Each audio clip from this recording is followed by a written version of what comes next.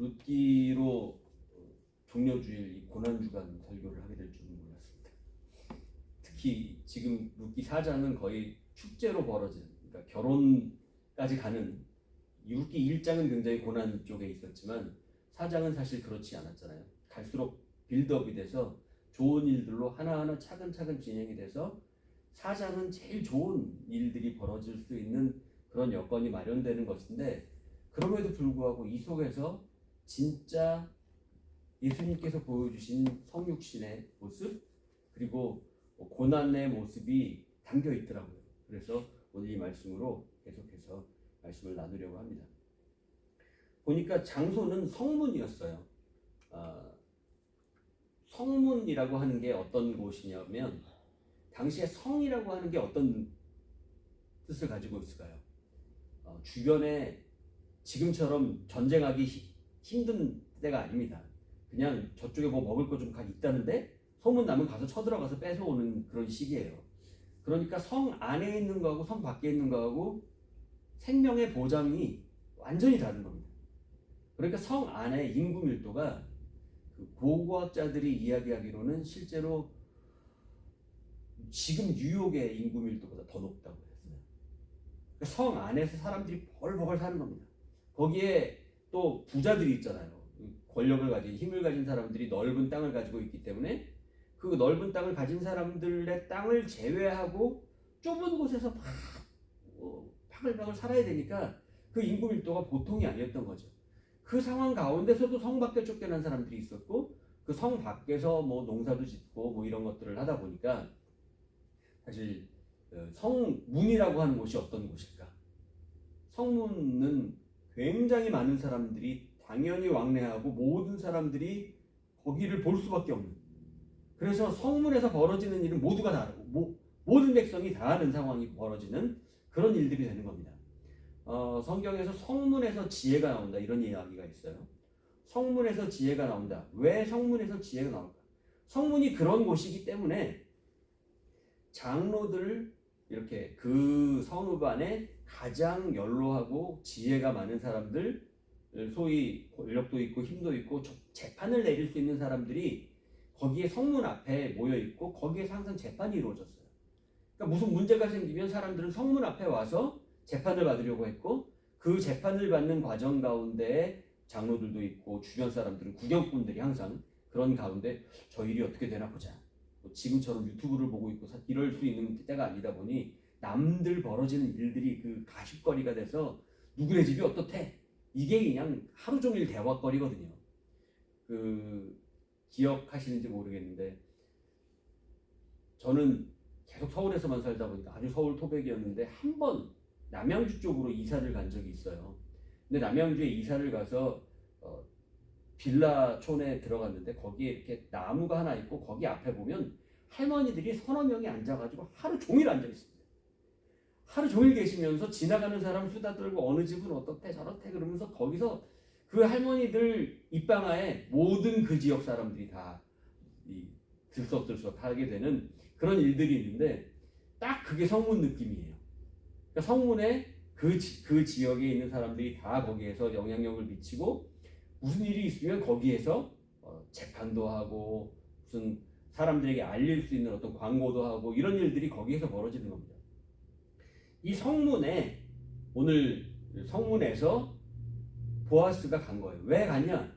보아스가 간 이유는 지금 룻에 대한 문제, 지난 우리 3장에 나눴던 대로 이제 룻이 그렇게 막 발치 이불을 들고 들어왔기 때문에 너가 그렇게 하려면 지금 기업을 물을 사람 1번 1호 기업 물을 사람이 있다는 거예요. 그러니까 이 사람이 나에게 그 권리를 양도해 줘야 내가 너를 받아들일 수 있으니 이 일을 하기 위해 성문 앞으로 가서 정확히 재판을 해가지고 사람들에게 모두 공인을 받자, 이런 얘기를 하고 있는 게 지금 4장의 이야기입니다. 근데 기업 1호, 말하자면 지금 여기 보니까 마침 그 사람이, 보아스가 성문으로 올라가서 앉아있는데 마침 보아스가 말하던 기업 물을 자가 지나가는지라. 왜 이렇게 마침이 많죠? 예전에 기억하십니까? 2장에도 마침 뭐 계속 그 보아스가 거기 왔는데 마침 거기에 룻이 있었고 뭐 마침 이렇게 꼭 딱딱 이빨이 들어맞는 그런 톱니바퀴가 들어맞는 것 같은 상황이 벌어지는 거예요. 여기서도 마침 그 사람이 지나가서 보아스가 그에게 이르되 라고 하는데 재밌는 게 하나 있습니다. 이름을 뭐라고 했죠? 그 사람을 부를 때 기억 안 나시겠지만 1절에 보면 이렇게 나옵니다. 그가 이르되 아무개여. 이름이 아무개입니다. 아무개라는 이름은 좀 우리 보고 아무개라고 하면 좀 그렇지 않나요? 저희 회사가 제가 일하는 곳에서는 보면 서로 선생님이라고 부르게 돼 있어요. 서로 이제 나이가 높건 말건 서로 이렇게 반말하지 말고 서로 선생님이라고 불러 존대해줘라라고 이야기하는데 저는 그게 꼭 좋은가 싶은 생각. 장점도 있습니다. 근데 단점도 있어요. 뭐냐면 그게 앞에 성만 붙이잖아요. 이름을 안 불러주는 겁니다. 그러니까 말은 선생님인데 솔직히 나이가 좀 많은 사람들이 아랫사람한테 선생님이라고 부를 때는 그냥 어이 황씨 이렇게 되는 거예요. 성만 부르니까. 그러면 이게 그렇게 서로 좋은 느낌은 아니거든요. 이름을 불러주고 서로가 서로에 대해서 이렇게 그 사람에 대한 개인적인 부분을 알아주고 챙겨주는 부분이 필요한데 우리가 그렇게 하지 못할 때 이름을 부르지 못할 때 사실은 좀 그 사람을 낮추는 그런 게 있거든요. 여성들이 이름을 찾았던 시기가 그렇게 오래되지 않았습니다. 여성들이 이름을 가지고 당당하게 자기 이름을 드러낼 수 있는 시대가 바람직한 시대죠. 그런데 그런 시대가 굉장히 이 세계 안에서도 그리고 많은 나라에서도 그렇게 많은 나라에서 이루어지는 일들이 아닙니다. 굉장히 안타까운 일이죠. 아무개여라고 불러진다는 거 이거는 존중받지 못한다는 거. 그 사람이 사실 기업물자 1호라는 건 어쩌면 보아스보다 더 가진 게 많을지도 몰라요. 어쩌면 더 많은 것들을 넉넉하게 움켜쥐고 있는지도 모릅니다. 그런데도 불구하고 그 사람은 보아스라는 이름을 사실 룻기가 굉장히 이름을 강조하잖아요. 우리가 알지도 못했던 뭐 말륜, 기륜, 엘리멜렉, 또 오르바, 룻, 나오미 계속해서 이름을 얘기하고 있는 성경책이거든요. 근데 이렇게 이름을 이야기하는데 여기에 나오는 이 사람 정확하게 사람으로 등장해가지고 이름이 안 나오고 이 사람밖에 없어요. 아무개예요, 아무개. 이 사람이 아무개라고 불리울 수밖에 없는 행동이 있는 겁니다. 이 사람의 행동, 물론 뭐 이 사람이 룻을 안 받아줬다. 그것 때문에 아무개라고 불려야 하고 보아스는 룻을 받아줬으니까 존중받아서 뭐 그렇게 대단하게 인정받아야 된다. 이렇게만 보기에는 애매하지만 그러나 성경에서 이야기하고 있는 기준이 분명히 있다는 겁니다. 기업을 물을 자 1호. 이 사람이 지나갔고 마침 그리고 나서 그가 이리 와서 앉아라 하니까 이제 보아스 옆에 와서 앉았어요. 그리고 나서 성읍 장로 10명을 청해서 불렀습니다. 당신들은 여기 앉으라. 그래서 지금 재판장을 만들어 놓은 거예요. 그러니까 지금 이런 분위기가 형성이 되니까 사람들이 여기 뭐 벌어진다. 근데 보니까 보아스야. 뭐 유력한 사람이에요. 그러니까 사람들이 여기 뭔가 재밌는 일이 벌어지네. 구경꾼들이 막 모이는 겁니다. 이런 상황에서 지금 드디어 룻을 받아들이는 재판을 하게 되는 겁니다. 감옥이라는 곳이 감옥에 들어가면 거기서 이름을 부르던가요? 감옥에선 뭘 부르죠? 여기 그 번호, 죄수 번호 부르잖아요. 수감 번호가 이름이에요.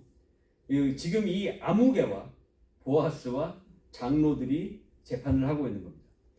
해결할 문제가 등장하는데 이제 보아스가 기업 물을 자에게 말합니다. 모압 지방에서 돌아온 나오미가 우리 형제 엘리멜렉의 소유지를 팔려 함으로 형제는 엘리멜렉인데 그러니까 땅은 엘리멜렉 거예요. 그런데 나오미가 아내였으니까 나오미가 그 권리가 있는데 나오미를 통해 아들들이 있으면 그 아들들이 권리가 있어요. 그런데 아들들이 없잖아요. 말론도 없고 기른도 없어요. 그리고 룻과 오르바도 애들이 없어요. 그리고 물론 나오미도 없고. 그러니까 지금 이것이 해결하려면 기업을 누가 물러줘야 되는 거예요. 지금 이 엘리멜렉의 땅이 나오미가 가지던지 지금 누구의 소유로 누가 거기에 밭을 일구고 있는지 농사를 짓고 있는지 아무도 몰라요. 그렇지만 그러나 그 땅은 존재하고 왜냐하면 이스라엘은 어느 누구든지 땅이 있습니다. 땅은 다 가지고 있는데 그 땅을 노예로 자기가 빚을 져서 팔렸거나 땅이 팔렸거나 노예가 됐거나 뭐 이러면서 땅이 없어졌어도 70년 후에 돌아와야 되는 게 희년을 통해서 땅이 돌아와야 되는 게 정상입니다. 그러니까 누구든지 그 이름에 땅은 있는 거예요. 엘리멜렉이 땅을 팔고 나갔어도 그 땅을 팔고 나갔어도 이 땅은 다시금 회복되어야 되는 땅입니다. 왜냐하면 땅은 누구 건가요? 등기 이름을 가진 사람의 땅이다. 한국 사람, 미국도 한국 사람들은 더더욱이나 그런 것 같은데 부동산 하면 미치죠. 땅을 가지는 데 있어서는 거의 뭐 목숨을 겁니다. 땅값, 뭐 세상의 어느 것보다도 땅 사는 거 제일 중요하게 여기는 게 한국 사람들 아닌가 싶어요. 부동산에 목숨을 겁니다. 그런데 성경은 가장 이 부분에 대해서 반대합니다. 하나님의 것이다. 땅은 나의 것이다. 너희는 나그네였다. 너희가 땅을 소유할 수 있는 게 아니야. 너희는 거주하는 거민이고 어디든지 내 땅에서 텐트 치고 사는 거주민이지 절대 땅을 가지고 내 거다라고 움켜쥐면서 울타리 치고 다른 사람 못 들어오게 할 수 있는 그런 일들을 하면 안 되는 사람들이다라는 게 이스라엘 백성이에요. 세상 논리하고 완전히 다르죠. 그렇습니다. 세상 논리하고 달라야 이스라엘이라는 민족이 세워지는 거고 그래야 하나님을 믿는 사람들이라는 사람들이 하나님을 믿지 않는 사람들로부터 돋보이게 되고 하나님을 믿는 사람들이라는 이름을 가지게 되는 겁니다. 그 법들을 지키지 않으면 말하자면 희년을 통해 땅을 소유하지 않고 땅을 공유하지 않으면 이 모든 것들이 그리스도인으로부터 어긋나는 문제가 되는 겁니다. 오늘날에는 자본주의고 서로 그렇게 되다 보니까 이것을 하기가 굉장히 어려워지는 것이 사실입니다. 그렇지만 하나님께서 원래 주셨던 것은 땅은 하나님 거라는 거죠. 땅은 하나님 것인데 지금 이 땅을 엘리멜렉 것으로 되어 있었던 땅, 그러니까 하나님께서 하나님의 백성들에게 나누어준 땅입니다. 그러니까 너희는 이 땅을 통해 모두가 평등하게 모두가 행복하게 살아가라 라고 부유하신 땅입니다. 엘리멜렉 땅이라고 하지만 하나님의 것이었고 그러니까 지금 이 땅은 내 것이라고 움켜질 일이 아니라 누군가 이 땅에서 행복을 누리고 살아가야만 하는 행복의 땅입니다. 오늘 우리에게 주어진 땅, 집은 누군가 이곳에서 행복을 누리고 여유를 누리고 하나님께서 임재하시는 그 통치를 누리고 살아가야 하는 기쁨의 땅이라는 거예요. 집이라는 거예요. 이 땅을 지금 기업이라는 건 땅입니다. 땅을 물려주려고 하는 거예요. 근데 땅을 물려주다 보니까 지금 첫 번째 2로 아무개라는 사람, 이 아무개가 너 지금 이 땅 물리려 하는데 나오미가 이 땅 엘리멜렉의 소유지 팔려 하는데 너 이 땅 받을래? 라고 했더니 이 사람이 여기 앉은 이들과 내 백성의 장로들 앞에서 그것을 사라고 너에게 말해서 알게 하려고 한다. 모두가 보는 앞에서 너 이거 사 라고 하고 네가 안 사면 내가 살게. 근데 네가 사는 거에 대해서는 내가 공증해 줄게 라고 했더니 근데 이 보아스가 사라고 하는 거예요? 말라고 하는 거예요? 지금 보아스의 진심은 뭔가요? 사지 말라는 거죠. 너 사지 마. 내가 살려고 하거든. 이거 살려면 일이 복잡한데 내가 살 거야. 그러니까 너 사지 마라고 했는데 여기 4절에 보니까 지금 이 모두에게 알게 해줬고 다음은 나고 그 외엔 물을 자가 없으니 네가 대답해 라고 했더니만 내가 물으리라. 헐, 너 그렇게 얘기하면 안 돼. 너 이거 네가 물으지 말아야 돼. 내가 물으리라 이렇게 말해버린 거예요. 그러니까 보아스가 여기서 심장이 덜컥. 그래서 여기서 얘기합니다. 네가 나오미의 손에서 밭을 사는 그날에 죽은 자의 아내 모압 여인 룻에게서 사. 그러니까 룻과 결혼해야 되고 네가 아내가 몇 명인지 모르지만 너가 만약에 아내가 2명, 3명 있어. 그런데 너 1명 더 있어야 돼. 룻을 아내로 더 소유해야 되고 그런데 네 아내 중에 무서운 아내들이 있으면 너 목숨을 부지하기 힘들걸. 지금 룻을 받아들이는 거 쉬운 일이 아닐걸. 이 얘기를 먼저 하는 거예요. 그 다음에 죽은 자의 기업을 그의 이름으로 세워야 된다. 이게 문제예요. 지금 땅을 받는다니까 그래 땅 가지면 나에게 이득이겠지. 그리고 땅은 그래 내가 물으리라 했어요. 근데 이 땅이 내 거가 아니라 룻과 결혼해야 돼요. 그리고 룻이 아들을 낳아야 돼요. 그러면 자식을 낳으면 룻의 아들 거예요. 내 거가 아니야.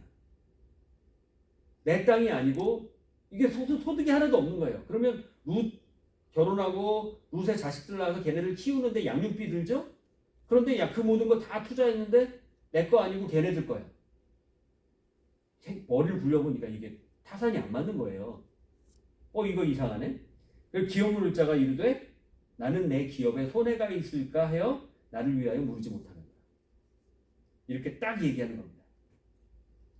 생각해 보니까 안 되는 거예요. 지금 상황은 똑같습니다. 상황이 달라진 건 하나도 없어요. 똑같은 상황에 아무개라는 사람이 내린 판단과 보아스라는 사람의 내린 판단이 완전히 다릅니다. 이 두 가지가 오늘 말씀의 핵심입니다. 사람은 두 가지로 살아갑니다. 전에도 말씀드린 바 있는데 키에르케고르가 이 얘기했던 대로 사람은 쥐기 위해 사느냐 펴기 위해 사느냐라는 겁니다. 내 손 안에 얼만큼 움켜쥘 수 있느냐로 살아가는 것, 아니면 손을 활짝 펴고 하나님이 주신 모든 것을 다 들고 다 가지고 살아가는 것. 이 두 가지 중에 하나를 선택하는 것. 이것이 우리 인생의 모든 사람들이 결정하는 일입니다. 지금 아무개와 보아스의 결정은 이와 비슷합니다. 모든 일들을 볼 때 내 앞에 무슨 일이 벌어지면 100% 손익관점으로 보는 사람들이 있습니다. 이게 나한테 이득이 될까? 이게 나에게 해가 되는 건 아닐까? 이렇게 하면 더 이득이 되지 않을까? 이게 더 나에게 이득이 된다면 때로는 어떤 사람에게 피해를 줘도, 때로는 어떤 사람이 어려움을 겪어도 난 아랑곳하지도 않고 난 이득을 찾을 수 있어. 나는 사람이 더 중요한 게 아니라 손익이 중요해 라고 판단하는 사람들 누가 더 많을까요? 이쪽이 더 많을까요? 아마도 그럴걸요. 아마도 돈 문제에 걸리면 결국에 판단할 때 보면 이쪽으로 많이들 서는 것 같아요. 수많은 사람들이. 그런데 어떤 사람들은 한편으로 무엇이 옳으냐, 무엇이 그르냐의 편에 서서 옳고 그름을 따져서 내가 큰 손해를 봐도 옳음을 따르는 사람들이 있습니다. 이번에 한국에 보니까 지금 항상 총선 때문에 정신이 없어요. 그런데 거기에 갑자기 총선에 한 당이 등장했는데 이제 조국혁신당이라는 당이 등장했어요. 거기에 보니까 6번에 그 당의 6번에 나오는 한 그 후보를 보니까 너무 특별한 사람이었어요. 이 사람이 의대 교수로 그리고 보건의료국의 회장이었고 여자분입니다. 그런데 이분이 태백인가? 광산에 강원도 광산에 그 광산 노동자들의 폐와 이런 것들이 너무 안 좋잖아요. 열악하잖아요. 그래서 거기에 시골 병원에 가가지고 돈도 제대로 받지 않고 그 사람들을 다 진료해주고 있었던 그런 분이에요. 한국에 손꼽히는 의료계에서 손가락 안에 드는 최고의 권위자인데 이분이 아무도 모르게 거기 가가지고 의료 생활을 하고 있었던 거예요.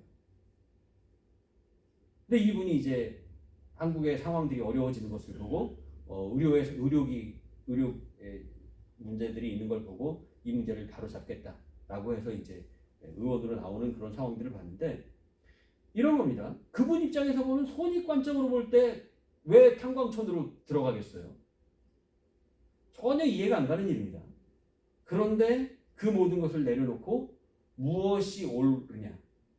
사람을 살리기 위한 진정한 의사의 일들은 어떤 것이 나의 목표냐? 내가 목사라면 나는 어떤 것이 정말 옳은 것이냐? 내가 하나님을 믿는 성도라면 무엇이 옳은 것이냐?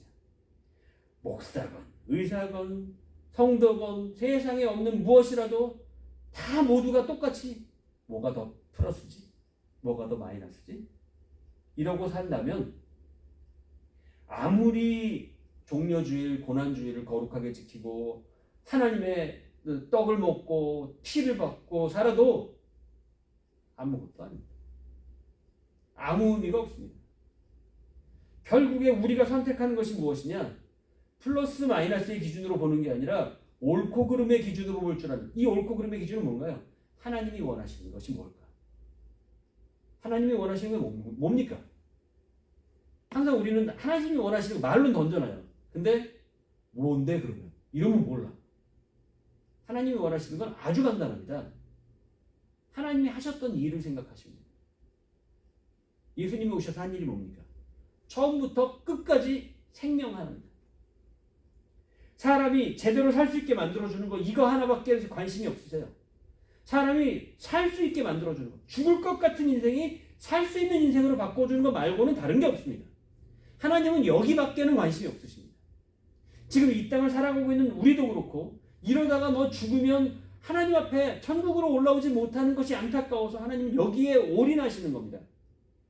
하나님을 믿는 사람들, 그리스도인이라면 머릿속에 들어있는 생각은 오로지 옳고 그름, 하나님의 생명의 기준, 지금 이 땅이 나에게 도움이 되느냐 아니냐, 지금 나에게 이것이 플러스냐 마이너스냐의 기준이 아니라 생명의 기준에 있어서 얼마나 수많은 사람들을 살릴 수 있는 일들이냐, 더 하나님의 역사를 이룰 수 있는 일이냐, 하나님의 고통받고 있는 하나님의 아픔, 하나님의 안타까운 마음을 해결해 드릴 수 있는 치유의 역사를 나를 통해 일으킬 수 있느냐, 이 일들을 할 수 있는 것이 하나님의 사람들의 할 일이라는 거죠. 지난번 우리가 그렇게 나눴지만 이 오름의 기준이라는 것은 바로 생명, 그리고 다른 사람의 고향 같은 곳이 돼주는 것, 다른 사람의 설 땅이 돼주는 것, 다른 사람의 기댈 곳이 돼주는 것, 이 이야기를 하고 있는 게 룻기라는 겁니다. 어느 복음서보다 가장 복음적이고 가장 예수님이 하셨던 일들을 그대로 보여주고 있는 것이 바로 룻기라는 거죠. 이 상황 가운데서 이제 기업 물을 자 1호 아무개가 신을 벗습니다. 이 신을 벗어서 나는 이제 이것이 나의 책임이 아니고 너에게 넘긴다라고 하는데, 신을 벗는 게 무슨 의미일까요? 당시에 신을 벗는다는 의미는 저런 신을 벗은 가문, 이런 이야기를 했습니다. 신 벗은 집안, 사람들이 우습게 보게 됩니다. 권위를 상실해요. 사람들에게 손가락질 받는 것이 신을 벗는 일입니다. 왜냐하면 공동체가 져야 할 책임, 말하자면 그리스도인으로서의 하나님의 백성으로서 해야 할 일들을 지키지 않은 책임을 보여주는 일이 신을 벗는 일입니다. 난 책임 안 지겠어. 난 다른 사람들의 아픔, 다른 사람들의 고통, 다른 사람들의 눈물, 한숨을 나는 책임 안 질래. 나는 그냥 손익 계산으로 할래. 나는 신발 벗어. 아무개의 모습이 얼마나 간단합니까? 다른 사람이 어떻게 살아가는지, 그의 눈물, 나오미의 한숨, 나오미의 고통은 나에게 관심이 없습니다. 룻이 지금 여기서 얼마나 힘들게 이삭을 죽고 있고 어떤 마음으로 살아가고 있는지는 아무런 관심이 없습니다. 다른 사람들이 어떻게 내 주위에서 살아가고 있는지는 상관이 없어요. 그냥 내 관심은 플러스예요. 이러다가 마이너스 되겠는데? 마이너스보다는 플러스가 낫지. 그러면 난 여기에 또 애드. 내가 쌓아놓은 게 없어서 이렇게 살아가는 게 절대 아닙니다. 내가 쌓은 게 있는데도 불구하고 또 애드합니다. 또 더하기 합니다. 또 더해요. 이거가 목표기 때문에, 이게 인생의 목표기 때문에 다른 사람을 또 살리고 내가 더 잃어버리고 모든 걸 다 잃어버려서 내 생명까지 내어줄지라도 다른 사람들을 또 살릴 수 있다면 모든 것을 다 내어주는 것이 우리여야 하는데, 그런데 우리는 어느새 또 움켜쥐고 또 움켜쥐면서 더 주머니에 쑤셔받고 흘러 넘치는데도 또 어떻게든 더 챙기려고 하는 게 우리들이 되어 있다는 말이죠. 그래서 신벗은 사람에게는 침도 뱉었습니다. 친족의 의무를 거부하고 공동체의 뜻을 외면했다라고 했던 이 모든 상황 가운데서 이 사람은 너무도 우습게 신을 벗어버린 사람이었기 때문에 그는 이름이 아무개가 된 겁니다. 오늘 우리는 우리 숨을 거둔 다음에 하나님께서 우리를 부르실까요? 그리고 만약에 그 자리에 갔다면 우리의 이름을 불러주실까요? 혹시 우리 보고 어이 아무개 라고 하시면 어떻게 될까요? 룻기는 너무 신기하게도 갑자기 여기에서 기업 모를 자가 보아스에게 이르되 내가 너를 위하여 살아하고 그의 신을 벗는지라. 신 벗는 모습이 나오자마자 이제 보아스가 장로들과 모든 백성에게 말합니다. 내가 엘리멜렉과 기륜과 말론에게 있던 모든 것을 나오미에게서 산 일에 너희가 오늘 증인이 되었고 또 말론의 아내 모압 여인 룻을 사서 나의 아내로 맞이하고. 지금 여태 있었던 사람들의 이름 다 나옵니다. 죽은 사람들. 오르반은 안 죽었으니까 안 나왔어요. 그런데 죽었던 사람들 이름까지 다 나와요. 지금 보아스가 하려고 했던 일들은 이름 하나하나 부르면서 그들을 살려내는 겁니다. 죽었던 사람, 잊혀졌던 사람, 우리 인생으로부터 사라진 사람, 사실 우리는 내 주위에서 이미 내 곁을 떠난 사람들로 인해 세워진 사람들 아닙니까? 오늘 내가 멀리 떠나버렸, 혹시 내가 내 곁에서 내 삶을 떠난 건 아니실지라도 다시는 못 만날 사람들도 있지만 그런 사람들이 오늘 나를 만들어주는 거잖아요.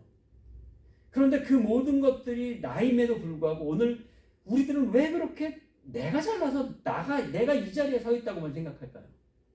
얼마나 큰 은혜를 입고 살았는데. 제가 1년 지금 한 3개월 우리 교회에 있으면서도 얼마나 큰 은혜를 입고 여러분들과 함께 지내고 있었는데 이 모든 것들을 내가 잘나서라고만 생각한다면 너무 안타까운 일이죠. 지금 보아스는 여기서 사람들 하나하나 이름을 부르며 그들을 살려냅니다. 그 한 사람 한 사람의 이름을 부르며 그들을 생명으로 회복해내고 내 삶이 이들과 함께하고 이제 나는 이 나오미와 룻의 가족들을 책임지는 이들의 인생을 책임지는 인생을 통해 이 모든 사람들을 살리겠다라고 장로들과 모든 그 성문 앞에 있는 사람들 앞에서 공표를 하고 있는 겁니다. 이것을 믿음이라 합니다. 이것이 신앙이고 이것이 선입관점에서 살아가고 있는 비성경적인 사람들로부터 그리스도인이 되는 회복의 길입니다. 우리는 고엘이라고 하는 것을 다시 한번 알아야 합니다. 이 고엘이 무엇일까? 그리스도인이 되는 방법입니다. 다른 사람들의 어려움, 아픔, 짐, 고통, 한숨, 그들의 모든 것들을 품어주는 것, 그들의 그 모든 것들을 대신 감당하는 것, 이것이 고엘이고 이것이 하나님이 원하시는 하나님의 백성으로서의 삶이라는 거지. 이 고엘을 대체 누가 우리를 위해 고엘이 되어줄까요? 누가 고엘이 되어줄 수 있겠습니까? 이 땅에서 우리 성도들끼리는 서로 고엘이 되어주실 수 있을까요? 또 우리가 얼만큼 고엘이 완벽하게 되어줄지 모르지만 그러나 이 종려주의를 맞이해서 우리의 완벽한 고엘이 되어주신 분은 바로 우리 십자가의 주님 아니십니까?